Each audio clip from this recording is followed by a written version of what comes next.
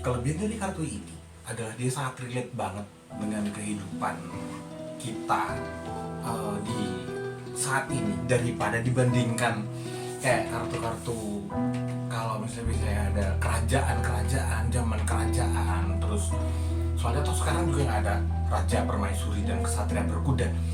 Nah, di sini saya ambil contoh kayak settingnya tuh kayak di dapur, dimana di sini ada satu sosok perempuan dan memegang dua bilah pisau, biasanya pedang, tapi di sini saya gambarkan pisau karena emang settingnya ini sebenarnya setting kartu ini adalah masa kecil saya, yaitu tahun 80-an, 90-an.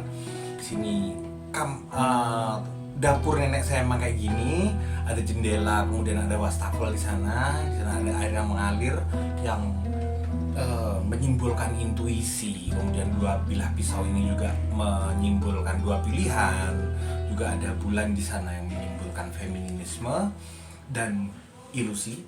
Kemudian ini ada juga ya kita semua pernah menanam benih apapun yang kita tanam, entah itu benih yang baik maka yang kita panen akan menjadi baik, yang apabila kita menanam yang jelek maka kita akan memanen sesuatu yang jelek. Dan menanam akan selalu membutuhkan kesabaran seperti itu. Nah, terus di sini juga misalnya ada masa kecil saya ketika ya saya pengen jadi Superman, pakai selimut buat sayap di pinggir danau, jadi lebih relate aja sih saya pikir. Kemudian kenapa Page of Cups di sini pakai pakaian selam? Karena Page of Cup ini mewakili seorang muda yang naif dan penuh imajinasi dan penuh kejutan, karena itu di gelasnya ini tiba-tiba nongol ikan, itu simbol dari kejutan dan imajinasi. Waktu kita kecil kita merasa kita bisa menjadi apapun. Saya pengen jadi penyelam, saya pengen jadi Superman, terserah saya sih. Terus ada sosok tetangga saya yang kaya juga, yang punya banyak pohon buah, pagernya tinggi jadi kita susah nyolongnya. Ini juga Ten of Swords ini juga saya gambarkan masih di dapur yang sama, tentang sebuah akhir dari penderitaan, di mana sebuah penderitaan harus berakhir. Kemudian di atap gedung saya suka naik genteng waktu kecil, seperti ninja gitu ya.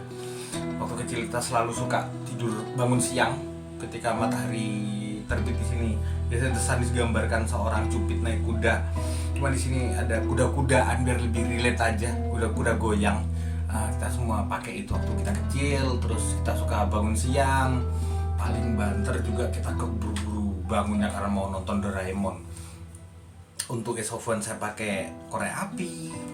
Oh ya, ini yang paling relate juga, Eight of Wands mewakili long distance relationship atau hubungan jarak jauh atau koneksi. Kalau zaman dulu mungkin surat, tapi di sini ada menara BTS karena sekarang kita pakai handphone, pakai WhatsApp, pakai email, lebih teknologi, jadi lebih attach ke zaman sekarang, begitulah.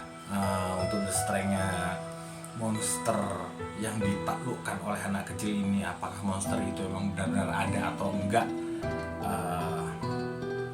balik lagi ke imaginary friend. Jadi waktu kecil kita semua punya teman hayalan.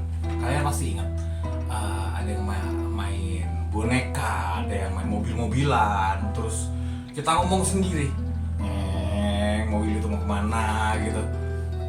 Tanpa sadar sebenarnya kita berimajinasi. Itu adalah teman-teman hayalan kita yang perlahan kita lupakan ketika masa akhir balik. Kita jadi mengenal yang namanya cinta, kita jadi kenal yang namanya duit, PR lah, tanggung jawab dan macam-macam.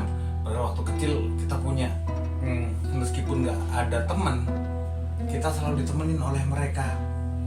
Jadi itu sih sebenarnya pesan dari kartu saya. Terus masih ingat kan pasar malam yang dulu masih sering sih pasar malam itu keliling kampung ya, dari kota-kota, terus kita naik komedi putar. Ini untuk menggambarkan Wheel of Fortune karena kehidupan kadang di bawah dan kadang di atas. Apa yang pernah di bawah pasti akan naik ke atas karena tidak pernah ada kesedihan yang permanen.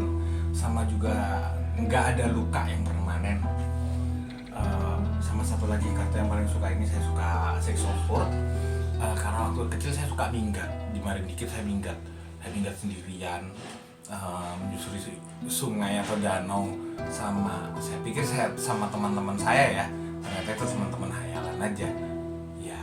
Ending-endingnya ya pulang juga sih, cuman eksplorasi anak-anak ke suatu tempat yang nggak tahu ada apa di sana. Apakah ada tetangga yang galak, apakah ada kelinci yang lucu, atau ada pohon yang berbuah lebat. Banyak hal di sana. Oke. Jadi itu sih pendekatannya sebenarnya. Saya memakai pendekatan dari Carl Gustav Jung. Carl Gustav Jung, di mana semua orang yang memiliki alam bawah sadar yang direpresi, yang disangkal, yang kita tolak, dan kita berkali-kali mendoktrin diri sendiri bahwa itu nggak ada keinginan, itu ketidaksadaran kolektif. Jadi mitos-mitos ini sebenarnya semua negara ada, bahkan sebelum adanya telepon atau internet, mitos-mitos yang sama. Jadi pendekatan kartu saya lebih ke psikologis, dari Carl Gustav Jung, dengan landasan tidak akan pernah ada pohon yang bisa mencapai surga kecuali akarnya pernah meraih neraka. Terima kasih.